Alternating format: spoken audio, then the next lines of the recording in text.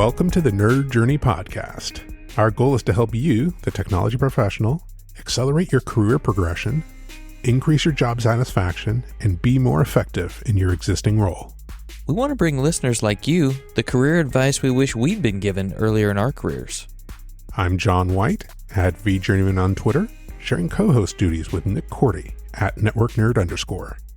We're two former IT operations guys who have moved on to pre-sales roles with technology vendors. We have our opinions, but we also like to highlight the journeys of others and see what we can learn from them. We'd also like to ask for your feedback to make this a conversation, not a one-way broadcast. Email us at nerdjourneypodcast@gmail.com or DM us at nerdjourney on Twitter. So come join us on our nerd journey. Let's take a trip. As we kick off episode 292 this week, let's have some fun. I want you to listen to the following list of jobs and see if you can name what they all have in common. You may even want to write this down on a piece of paper and pause before I reveal what the answer is. Here we go. Doing statistical analysis work at a market research firm. Working in news research for a popular network. Doing information architecture for websites and query optimization. Leading digital initiatives for a university. Becoming a business owner and a consultant. So what's your final answer? Did you write it down? Do you need more time to think about it? These are all jobs that came from initially studying library science. Were you close? Abby Clobridge, our guest this week, is the founder and lead consultant at FireOak Strategies, and she would tell you the jobs she had most of her career were pretty far outside traditional library work. As you listen to this discussion, pay specific attention to the parallels between architecting information flows for different systems and the way Abby recommends we architect information flows in communication. She talks about how we can communicate efficiently to get answers. And she also shares how we can be assertive in our communication, but also brief and to the point. If you're ready to hear the full story, let's get to part one of our discussion with Abby Clobridge.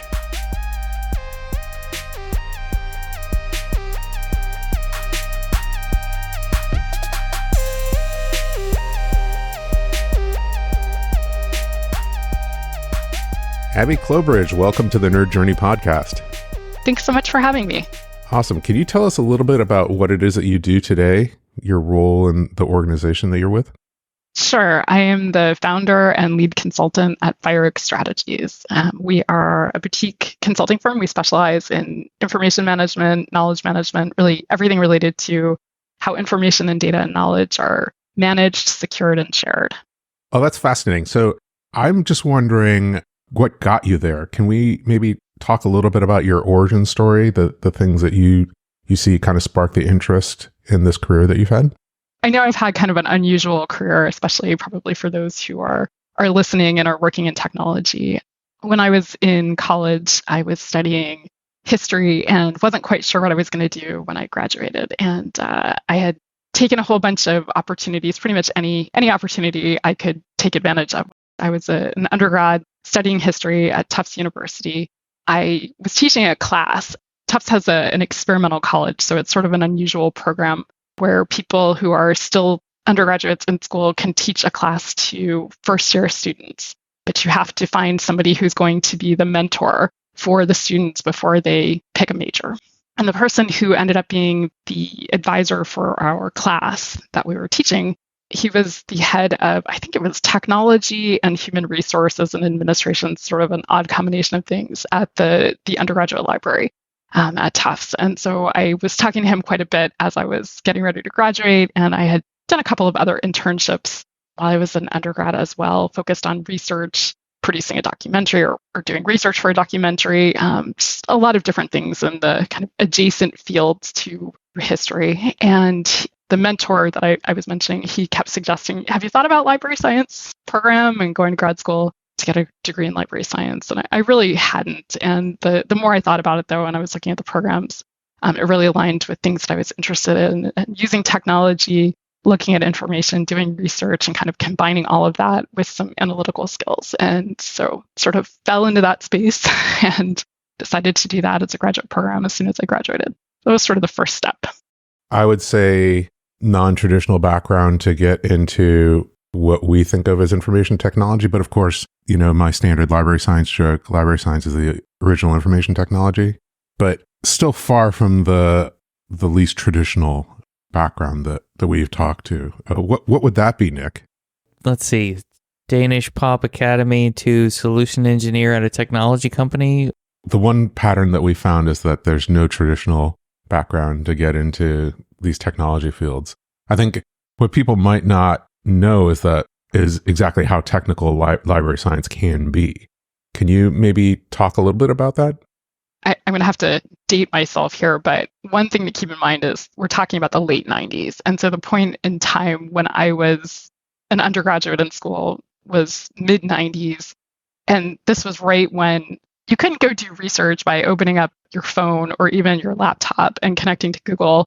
And Wikipedia wasn't what it is today. And it was really before all of the things that we're all used to having at our fingertips for free be an option. So doing any kind of research was very, very different than what it is today, and even what it was 15, 20 years ago. And so most of the work that I was doing initially was related to doing online searches in paid databases. So LexisNexis, Ovid, Westlaw, Dialog. I don't know how many people are even familiar with these things. LexisNexis is a pretty big name.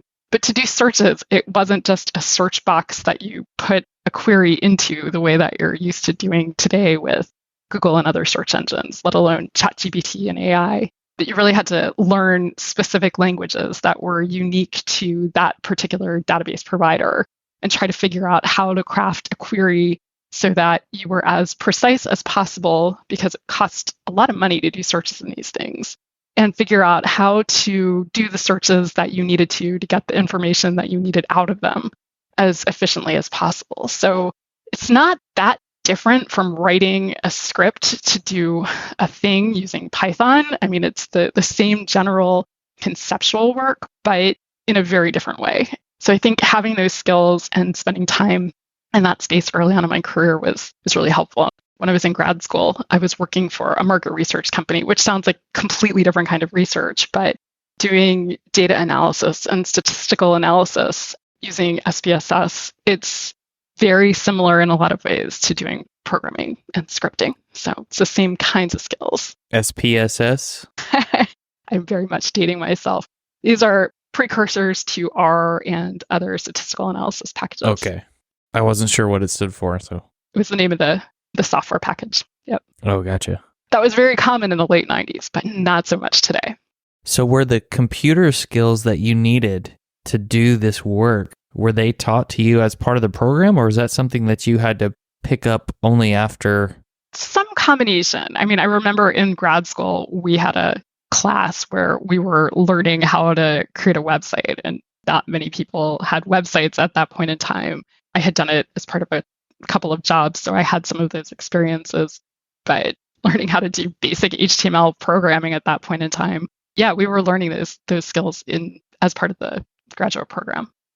After having that mentor who encouraged you to study it, what was it that pushed you over the edge and saying, okay, I'll go that direction and try it out?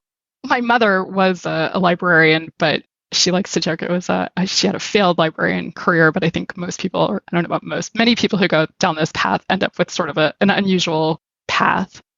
So I was more familiar with that career path and what a graduate degree in that space looked like than most people.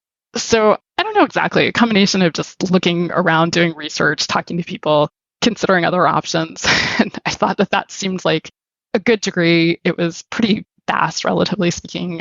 It was not a terribly time-consuming process, and I could get the degree and then move on to something else. But I knew that pretty much anything I was going to do was going to have some aspect of technology and information science, information organization connected to it. So it seemed like a good, very open-ended option that wasn't necessarily going to mean I was going to end up working in a library. And the reason I asked that question is because I think that when someone outside of you recommends you go and explore an option, just kind of out of the blue and it's something you didn't expect, you might should at least give it some thoughtful consideration, because it means that that person sees some sort of potential in you. Yes, sure, if you've done this particular type of job, you might want to get more talent into that industry, but you probably wouldn't recommend someone go do it if you didn't think they could. Yeah. Yeah, it's that package of aptitude and skills. That's a better way to say it. And interests as well.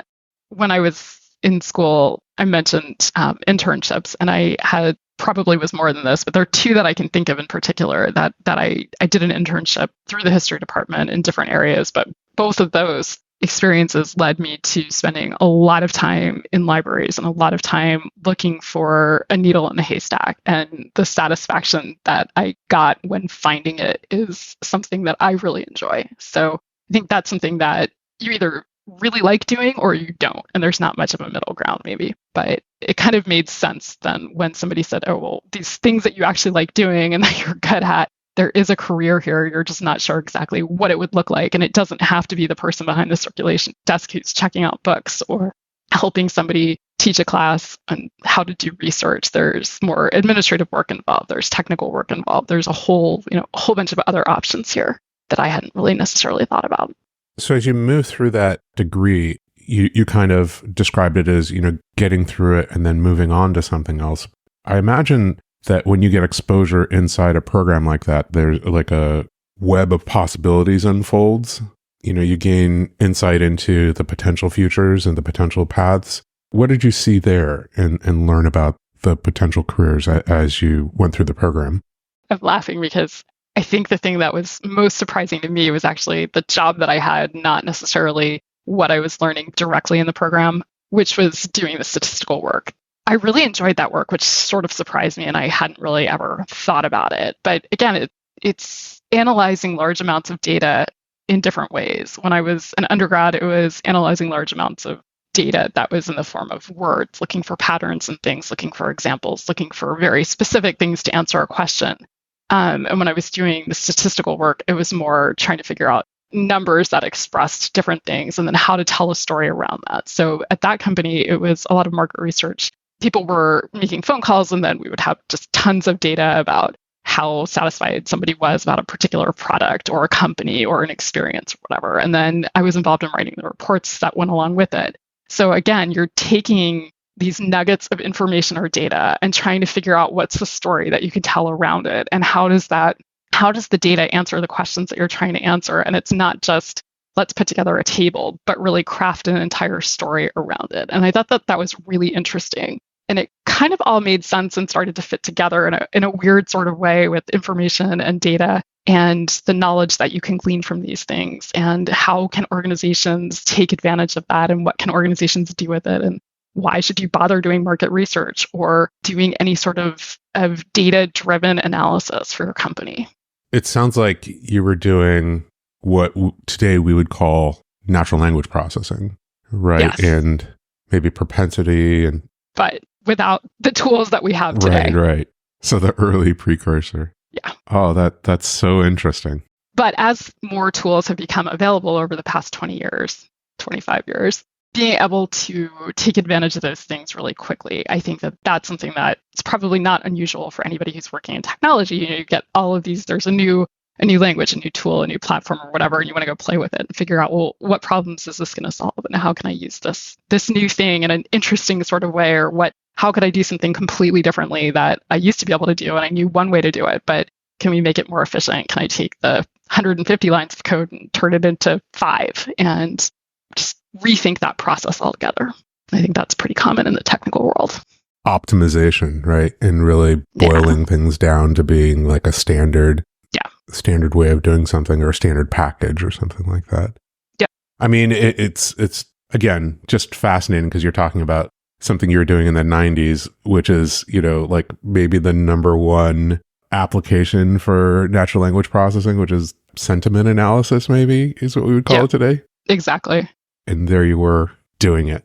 But in a very non-cutting edge sort of way. So, well, yeah. So instead of going and looking at, thousands of Twitter records and what are people saying and Facebook posts and other social media and then doing that sentiment analysis over large bodies of data. There were people, not me, but people who were in rooms making phone calls or going to the mall and asking 400 people for their opinion about something, and then taking that data that was written with pen and paper or pencils and scribbled on stuff and trying to understand handwriting and all sorts of other problems that today feel really antiquated. Today we just have simple and easy access to the text, right? Yep. I don't know. It makes it maybe less challenging, easier to get large sample sets. At the time, it just sounded a lot more challenging. Definitely. It was, and slower. A lot slower. So it's the statistical side that really got you your first, I guess, career track, first position? No. After I graduated, or after I finished my graduate degree, the first job that I took, it sounds incredibly boring, but it was kind of interesting at the time. I worked for a company that was selling engineering standards. So super, super specific. The pieces of paper at that point, some of it was digital, but most of it was still a book, an ASTM standard that had the code for exactly what standard something should be built to meet regulations. My role was to help create the information architecture and the taxonomy, really, for the website so that people could go find the specific standard that they were looking for and order it. Early e-commerce, but I was working on the taxonomy portion of it because you don't necessarily know that it's ASTM 1423-24 and it's the 1996 version that you need. Again, some of these things don't translate so well to 2024 technology, but when we were building websites at that point in time and trying to do e-commerce without the tools that you have today, how to organize that information and how to manage the navigation on the website, it was really incredibly important. And then the search tools that were being used on websites to find these things and try to tune that as much as possible using late 90s technology. I mean, it sounds like in a lot of ways you were architecting databases and the flows of information in and out of those databases to put it at a high level and how to visualize it. Yeah, I was going to say yes, but I'm not a database programmer. I've never been a DBA. That is not something that I get into. But being the person, being the go-between, the translator between, okay, this is what people are searching for. We have data that's telling us that. How do we construct the database? And then kind of bridging that gap between the two. And that is still a skill that is incredibly useful today, that translation piece. That's that metadata that we also store in databases about the data, right? Which the information taxonomy. Absolutely. That is still completely relevant today. Even more so in some ways because we have the quantity that we have of digital files is greater than what we were dealing with at that point in time. It's all about the tags. And so that is still what we do. That's what we do now. How do you create acceptance instead of not necessarily just on a website, but within SharePoint and deal with tons and tons of SharePoint sites? And how do you organize information and what matters and what doesn't? And search is better, but you're dealing with thousands of things. So what should be archived? What do we want to keep? Where does version control come in? And then taking it one step further to what's making it to AI. So what do we not want to confuse AI with by giving it bad information and bad data? All the precursors. Yep. Still all there. It's so interesting because it feels like we're just solving the same problems. We just have different tools that are making things easier. And of course, we have, orders of magnitude more information to filter through at the same time. That's the issue. There is a propensity now for everybody to just hold on to everything. And I'm the same way in a digital world. Like you said, the orders of magnitude, you're dealing with so much in terms of files, and storage is cheap now, more so than it used to be or ever before. So people just keep it and that's fine. But then trying to find it or trying to say, for these AI tools, we don't want you to look at all this other stuff because we know it's junk. We only want you to focus on these things, and trying to get that organized and surface the right things so that you can do the findability and discoverability pretty quickly and in a meaningful way, and then move on and get the answer you need and be able to do whatever it is that you want to do with it. Did your experience as an information architect, did that just by default make you a better researcher because you're kind of reverse engineering the research process? It's sort of a chicken and egg question to me, but they're definitely connected to each other. And I think probably by having the experience doing the information architecture work, I might have been faster to come up with alternatives if the first or second or fifth search wasn't yielding what I was looking for, coming at it from another direction or perspective. In that way, probably. Because at some point you worked for a popular news station as a researcher, and I want to hear about that. I loved that job. It was an incredible experience. I worked at CNN in the news library. Again, this was very late 90s, early 2000s. Searching for video, it was just, if you didn't live through it, it's really kind of hard to imagine at this point. But we were often looking for the needle in the haystack, either in the video collection or the news space as well. News research is what we referred to it.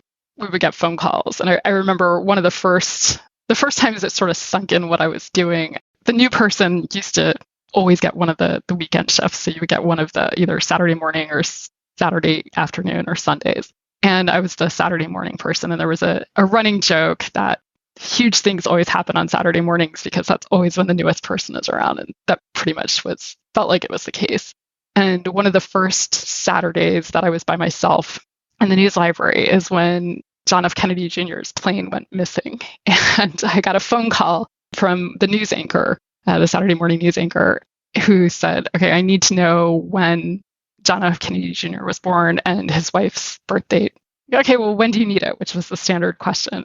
Now. And I realized that it was a commercial break and he was on the phone with me waiting for this. So it wasn't a kind of you can get this to me in 10 minutes, but I'm literally sitting on the phone waiting for this right now. So get it, and it needs to be right. You need to figure this out. And yes, you can't go to Wikipedia because Wikipedia didn't exist at that point. So figuring out things like that really quickly were sort of the norm at that point in time. Not everything was quite that quick turnaround or that straightforward. It was a lot of questions like, I'm getting ready to write a story about such and such, and I need background information about this, or I'm getting ready to go do an interview. This is the person I'm interviewing. I need background information. We learned really quickly, or I learned really quickly, that people were not looking for an exhaustive set of research about everything. They were in the car on the way to interview somebody. They need a couple of paragraphs that they can digest quickly, or a couple of really great articles that summarize what they need in a short sort of way, because you're not going to have time to sift through 100 pages. So learning how to do that synthesis and pick the best articles and decide what they need to know and what you trust and what you don't trust really quickly became really important. Yeah, I mean, it sounds like that's not so different than someone working the help desk job and having to field a bunch of Sev1 calls, system down. Yes. I need this fixed immediately. What can you do? And then you are troubleshooting very fast to try and find, as you said, the right thing.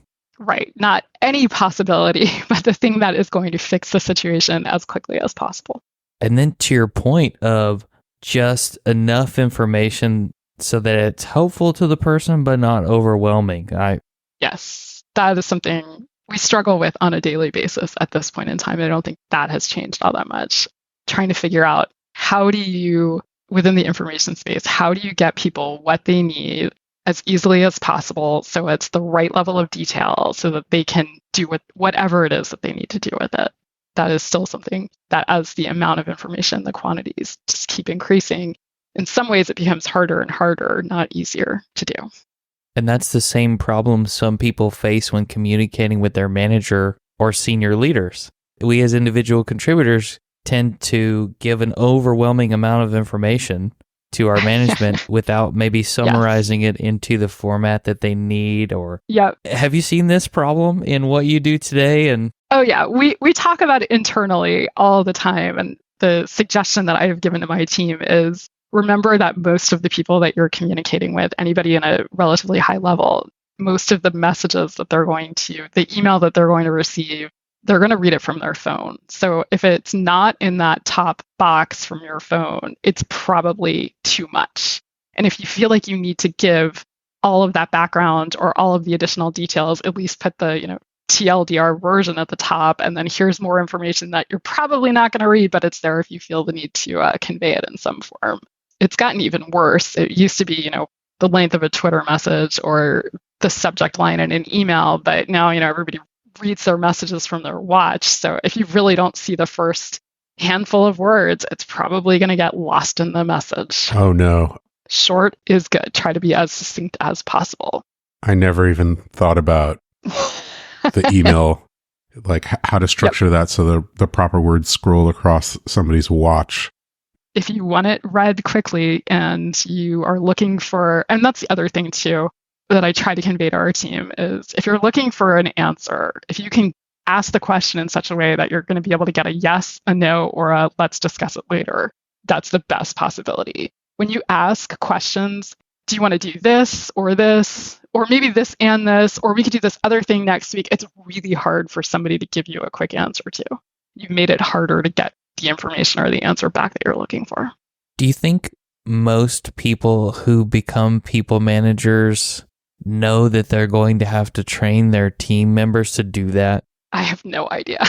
I think that's a really good question. I don't know that most people necessarily know that they're going to become a people manager. You probably talk to more people who are in that position or trajectory than I would encounter. So I think a lot of people don't really have training on how to become a manager.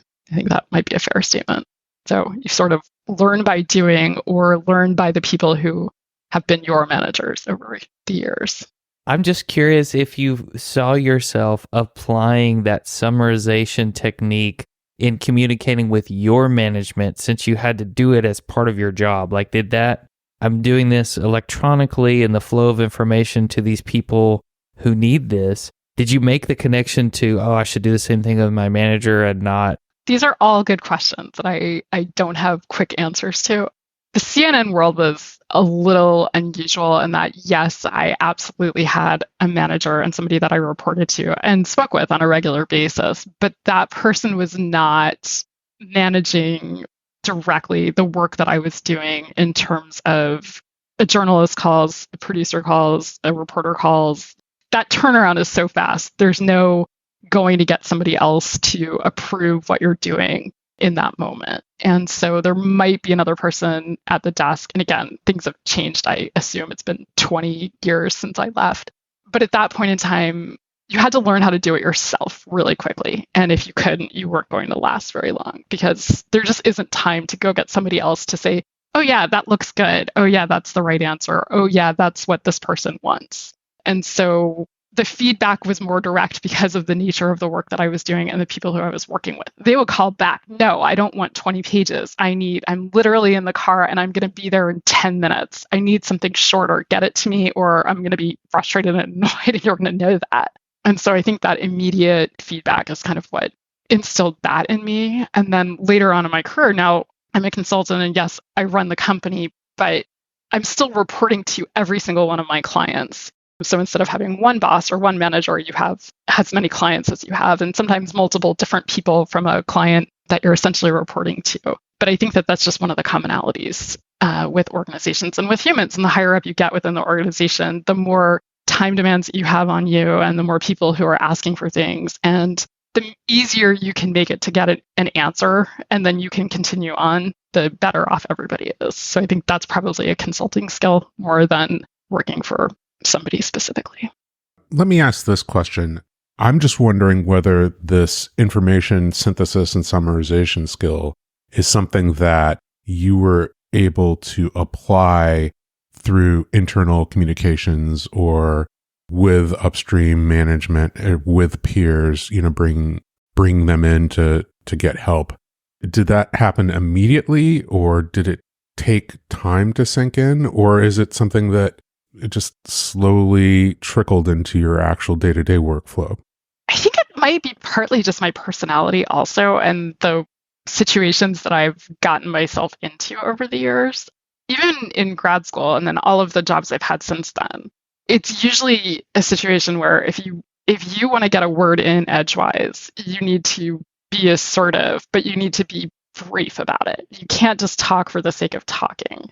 And so learning how to condense your thoughts and articulate what's most important, I think, is a really important skill. And the reality here, too, is in news 20 years ago, I was one of the youngest people in the room frequently. And there was a meeting every day at 3 o'clock that I went to. It was producers who were getting ready to plan for the coverage for the next day. There was a project I started. It's a long story I won't go into because we only have so much time. But I was at the meeting every day. And if there was something somebody wanted to say, you were sort of fighting with 30 other people in the room and then another 30 people who might have been calling in from different locations around the world. So you couldn't talk for an extended period of time, and you needed to learn how to jump in, say something, and then let other people react to it or move on. I think I was just watching that and absorbing that around me. And at the same time, that's kind of the way things were in school.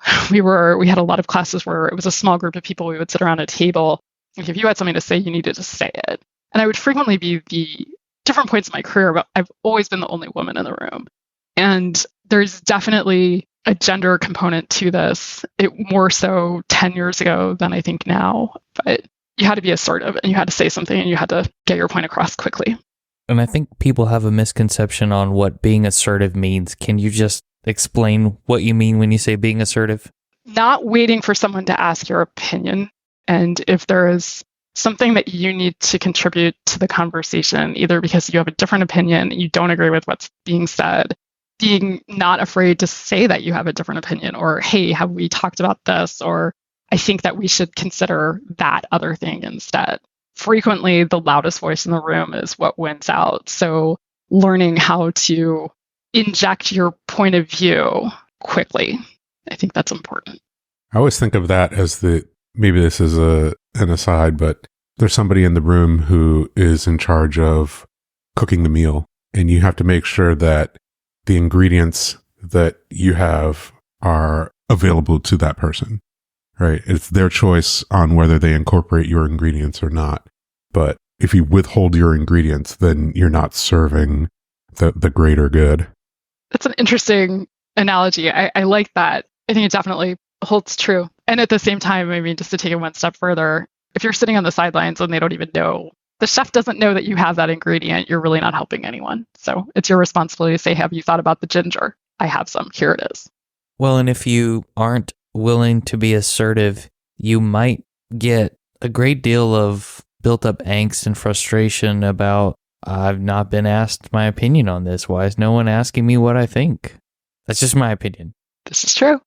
While we're on the topic, when there's this gender imbalance in the room, what advice would you have for other women who maybe need to be more assertive and haven't been able to do that?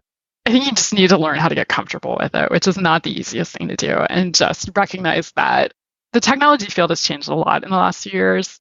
There are fewer times in a given week or a given month where I'm the only woman on the call or in the conversation, which is great to see. But there are still times when that's the case. I'm frequently in calls with 4 or 5 people, so it's not necessarily a huge group. I think it helps if you can develop a thick skin and you can learn how to be the person on the call that's not necessarily coming from the same background as everybody else, and have confidence in yourself and be comfortable that what you're bringing to the conversation is valuable. And if you have something to add, you should add it. I like that. And hopefully we can all do our part to allow our coworkers, whatever they are, whatever they look like, whatever their personality and background is, to interject those bits of feedback and opinion to make everybody better. Also, I guess it goes to a little bit of a leadership lesson to make sure that you are, if you're the chef in the room, that you make sure that you're soliciting from all the people who might be able to offer opinions. And if it's weighted heavily in one direction, of the people who are more likely, or it's part of their personality to speak up, that doesn't mean that they are the ones that have all the best information, ingredients, experience, and technique. And it's good to have people who are coming at this from different perspectives. I mean, that's the whole benefit of working in an organization or an organizational culture where you're surrounded by different people and everybody is not a cookie cutter person. People have different opinions and different ideas and different things to offer. It's important to ask as a leader. I completely agree with that. You have to be asking for other people's opinions and not just encouraging the loudest voice in the room to speak. And you need to make sure that people are invited to the conversation. That's a skill. Yeah, it's a skill, and it takes time, and it takes getting comfortable in your own skin sometimes to do. And it extends. It's not just within your organizational boundaries, but I still see conferences where There is absolutely no diversity whatsoever in panels, and it makes me sad. It's a big problem in, I think, many, many industries, right? If you don't have diversity of background, diversity of experience, diversity of opinions, and everybody looks and acts and thinks the same, then everybody has the same blind spots. And I mean, to put it in an extreme way, everybody gets hit by the same truck, right? Yeah. That's not how a successful organization operates. Like, just statistically, you need to have a bunch of people, maybe some creative conflict that is well managed and is not personal, right? It's just conflicting opinions, and then you coalesce around an action, having examined things from multiple sides, as opposed to setting a strategy without having considered, multiple things. That's disastrous. Yeah, maybe you end up doing the same thing, but if you don't examine those possibilities because you haven't even thought of them, then you're going to be underprepared. Right. And asking, what are we missing? Or how can we do this differently? Yes, this is an option, and yes, this will work. But is there a different way that we could do it? I frequently talk about streamlining, but could we cut out half of whatever it is that we're doing and get to the same point? And just thinking about it kind of in those terms sometimes can be helpful, and getting the different opinions to weigh in can really be valuable. Definitely. So can we maybe move to the next maybe inflection point in your career? Sure. Maybe a career transition. How did you transition out of that position into another one? It was around the time I was getting married, and my husband was moving, and I wanted to take a different kind of job and really wanted to get into academia. There was a slight detour in there that I'll skip over, but I eventually took a job at Bucknell University and was working in central Pennsylvania, starting up a new program for them. Again, it was kind of similar. All of the jobs I had most of my career really were pretty far outside of traditional library work. And so at that point, when I took the job at Bucknell, it was to create what they were referring to as their digital initiatives program and building a new program from scratch. So I was doing things like working with the art department. They had an art gallery and a museum on campus to figure out what's the best way that we can create a digital collection of their artwork, and doing all sorts of sort of interesting things that I really hadn't planned to get into, like how do we capture insurance values, and when was this particular item last appraised, and working really closely, again, as that translator role between the people who were developing the database that was going to store the information and the people who were on the other end of the spectrum who were trying to present their art collection to the universe, and then others who were involved in how do we take this collection and use it for teaching purposes. So what metadata do we need for all of these different things, and what's the easiest way to create a metadata schema that's going to be interoperable with other systems and other visual resource collections, but is going to do what we need it to do internally as well. And so I spent, 5-7 years working in that space, working on projects covering everything from art to history, and worked with a civil engineering professor on a project, which was really interesting. And I loved the variety of the kinds of work that we were doing. Being in the middle like that, does that mean that you would own the deliverables of whatever they created? Or is it sort of co-owned with the people who want it delivered and those who were developing the technical solution with your help?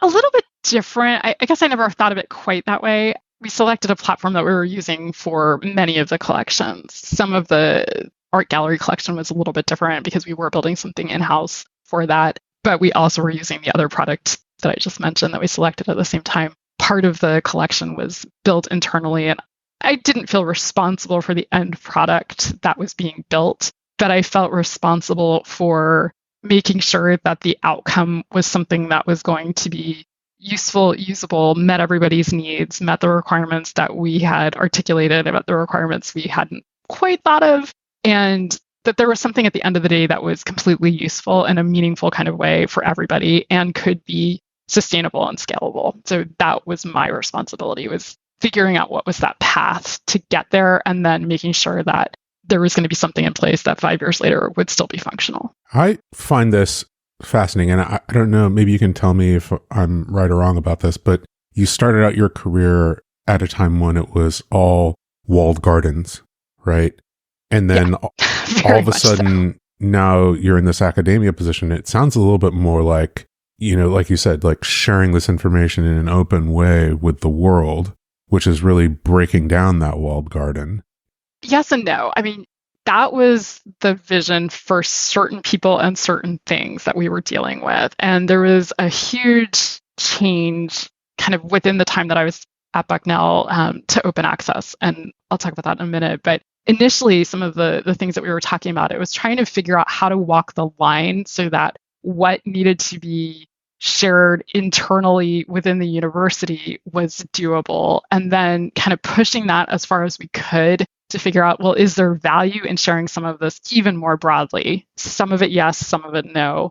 And how do we get everybody comfortable with doing that? Because they were not terribly comfortable at the time, for the most part. There were definitely exceptions. And then at the same time, working with departments like the art department, where they were licensing, it used to be slides. You would buy slide libraries, and then we were shifting to, well, can we buy the same images, but are you buying them or are you renting them, and who owns the copyright? And so we're dealing with a ton of copyright issues, so that those things we were not licensing them for broader distribution. So that would need to be contained within the walled garden. But then you start getting into, well, how do you mix and match things? So if you can find collections from other universities, how do we make that so it's interoperable in our system, and how do you search across those things? So spent a lot of time in that space, just sort of walking the line between open and not open. Or the art gallery is another good example. Parts of the collection were absolutely designed to be accessible publicly, and they were really excited about that. But then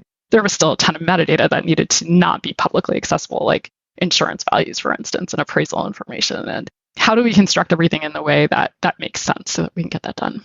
And I mentioned open access. You touched on that indirectly. But with open access, this was kind of a new thing in early 2000s to start making research outputs publicly, openly accessible. So free to read, free to access, free to download, do whatever you want with it, build upon. And I was pretty heavily involved in that for a number of years. One of the first big consulting projects that I did when I became a consultant was in this space as well. So something that I'm really interested in and passionate about, but at the same time, things have changed a lot, and it's definitely not the thing that we focus on the most at work at this point, but something I'm still really interested in, and seeing how much has changed over the last couple of years, and getting White House statements out in support of open access, and major government research funding organizations saying everything that you do needs to be openly accessible in some form. I mean, huge shifts over the last 2 decades that are really exciting, and I think have a massive amount of potential to really change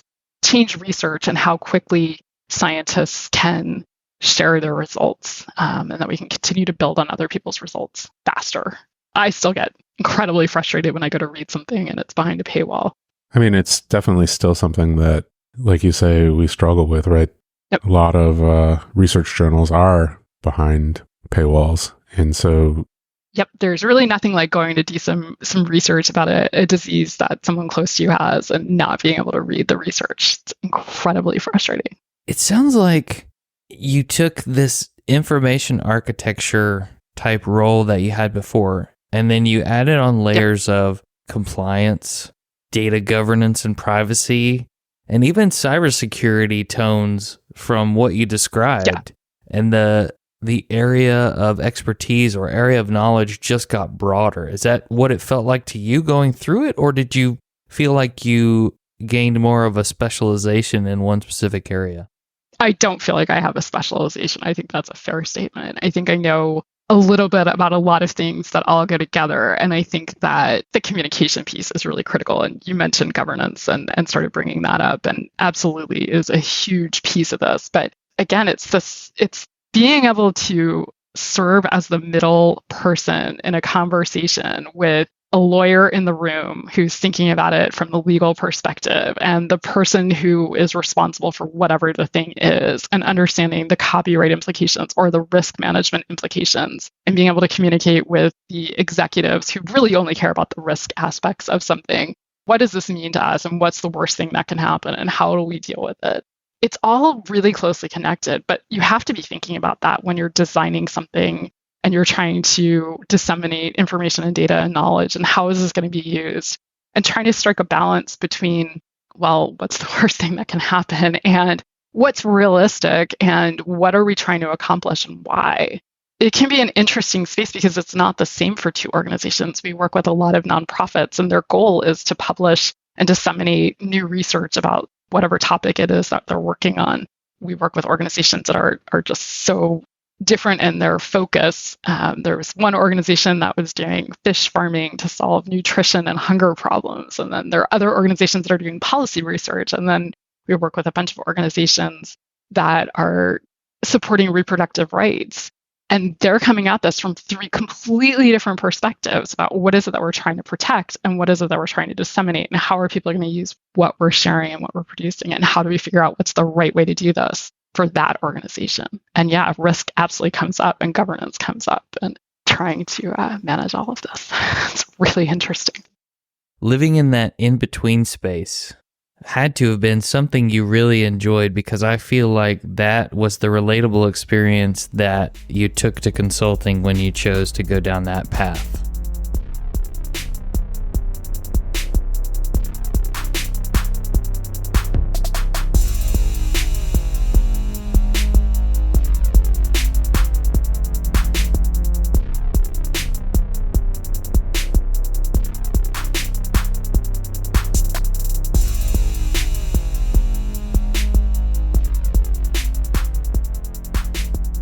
I'm afraid we'll have to cut it right there this week. I really liked what Abby said when she was discussing needing to tell stories with the data. If I'm going to present a set of data to someone in a chart, a table, some sort of visualization, or put numbers on a screen for them to see, I need to be able to tell them what that means.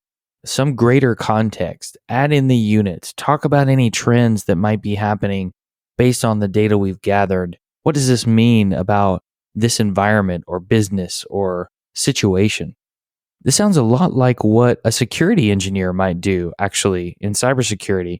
I immediately thought of episode 240 with guest Kenneth Ellington when we talked about his students going through the cybersecurity program needing to do a capstone presentation. That's a good one to go back to. Maybe you've heard the phrase just in time, just enough access, or JITG. I believe that was a Jeffrey Snover coined phrase. Well, what Abby talked about in this discussion was just in time, just enough information. So she needed to figure out very quickly what the depth level of information each person calling her at the news station needed. Being more brief in communication. I think that's an area where we could all get better, just in the way we communicate with others, especially in the way we communicate with leaders. That's really important. If you want to hear more about how being brief with the right type of communication and information can really make an impact, go back and listen to episodes 265 and 266 with guest Sean Talram.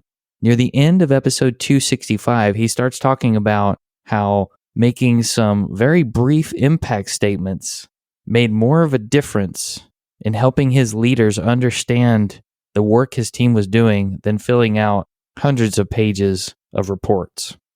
This also reminded me of our discussion with Evan Oldford in episode 172 when he was talking about these daily updates or daily reports to managers that were very brief and something they could read in the Starbucks coffee line. So again, this importance of summarizing data, keeping it brief, but making sure the summary contains important things to the person on the other side of your communication, whether it's written or verbal communication. We'll hear more about how Abby became a consultant and how she ended up starting a business next week. Farewell, listeners. Tune in next time as the journey continues. I'm John White at VJourneyman, for Nick Cordy at NetworkNerd_, signing off. Adios.